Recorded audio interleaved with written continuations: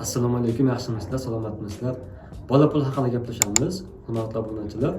Bola puli nima ekanligi, u qachon chiqishga chiqadi, o'zi qachon rad qilinadi, qachon to'xtatiladi, nimaga chiqmaydi, tartibi qanaqa, hammasini ko'rib chiqamiz. Vazirlar Mahkamasining 6-elektron sonli qarori bilan tasdiqlangan nizom bola puli bilan bog'liq masalalarni tartibga soladi.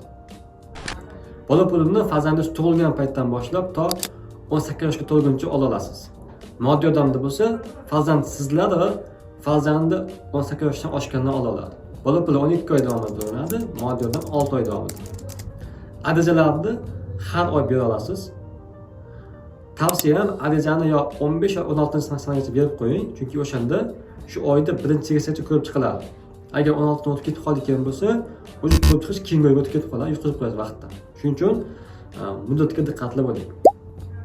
Arizalarni mahalla fuqarolar yig'ini, Davlat xizmatlari markazi, ya'ni yagona davlatchi yoki MyGov.uzdan bersangiz bo'ladi.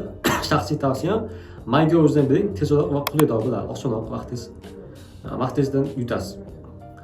Bola pulini olishda asosiy talabi bu oila a'zosini, ya'ni bir kishi bo'lgan oila a'zosini bir oylik o'rtacha umumiy daromadi kishi boshiga 669 mingdan, ya'ni minimal iste'mol xarajatlaridan oshmasa chiqish ehtimoli bo'ladi. Bu qanday hisoblanadi? Masalan, ariza berilgan oydan oldingi oygacha bo'lgan 3 oylik daromad oila a'zolari soniga va 3 ga bo'linadi.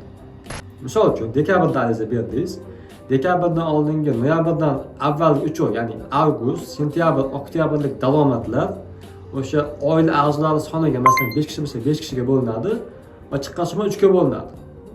O'sha chiqqan summa 669 mingdan oshmasa, demak, oila umumiy daromadi to'liq hisoblanadi bir kishiga. Nizom talab bo'yicha. Undan tashqari boshqa daromadlar hisoblanadi. Masalan, mehnatga haq to'lash to'g'risidagi daromadlar, mulkiy daromadlar, alimentlar, tadbirkorliklar va boshqa, masalan, chorvalaringiz ham hisoblanadi, mashina, uy-joy, hamma hisobga olinib, bular demak yagona reyestr tizimi orqali hisoblanadi elektron tarzda. Qachon rad qilinadi?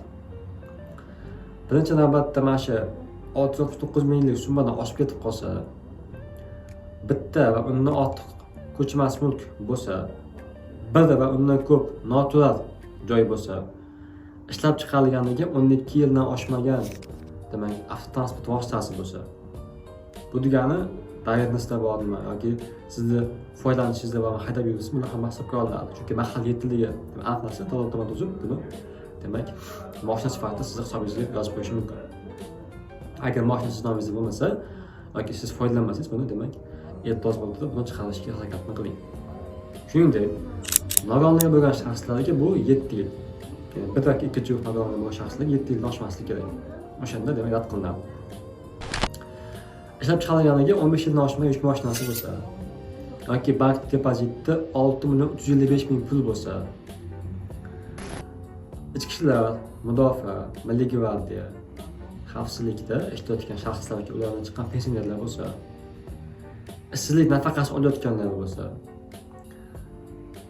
bandlik bo'limidan taklif qilingan ishni 2 va undan ko'p rad qilgan bo'lsa, rasmiy bandlik bo'lmasa, ish qilayotgan shaxs sifatida ro'yxatdan o'tmagan bo'lsangiz, o'zini band qilmagan bo'lsangiz, hech qayerda ishlamasangiz, o'shanda demak rad qilinishi mumkin. Hozir past sanayman, mana shu holatdagi shaxslar garchi bandligi bo'lmasa ham, ishi bo'lmasa ham, ya'ni hech qayerda ishlamasa ham, demak bular bu rad qilingan holatlarga tushmaydi.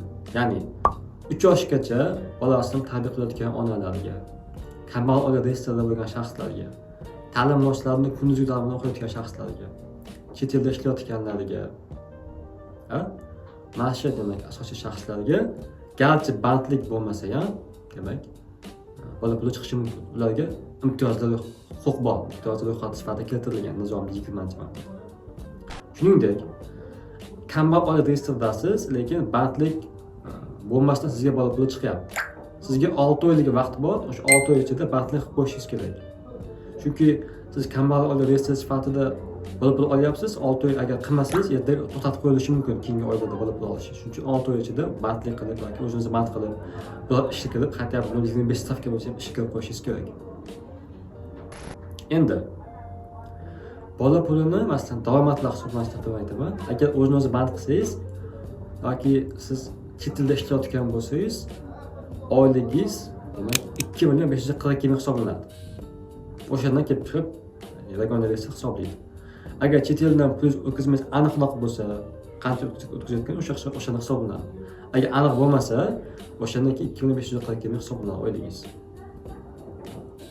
Endi bola pulini demak har oy monitoring bo'ladi. Ya'ni mahalla yetkiligi yoki yagona reyestr o'zi tekshiradi. Ko'chmas mulklaringiz, mashinalaringiz, chorvalaringiz hammasi tekshiriladi va davlatnoma tuziladi. Agar nizom talabiga tushmaydigan, buziladigan bo'lsa nizom to'xtatib qo'yilishi mumkin. Bola pulini har oyda turli sanasidan 27-sanasigacha olsangiz bo'ladi.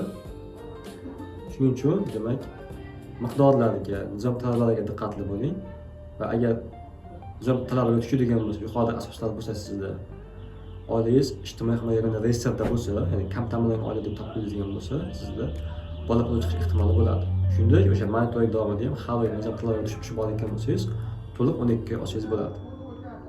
Agar bola puli bo'yicha savollar bo'lsa, takliflar bo'lsa, demak kommentariy va описание qismida guruhda linkini qoldiraman. O'sha guruhga o'tib, demak savollaringizni, o'zingizni qiziqtirgan masalalarni so'rashingiz mumkin. Unga o'sha yurist javob beradi. E'tiboringiz uchun rahmat. Videoni bola puli bo'yicha muammosi bor tahlilga jo'natib qo'yib, kommentariyada o'zimizning fikrimizni qoldiramiz. Obuna bo'lishni unutmaymiz. Hammaga rahmat.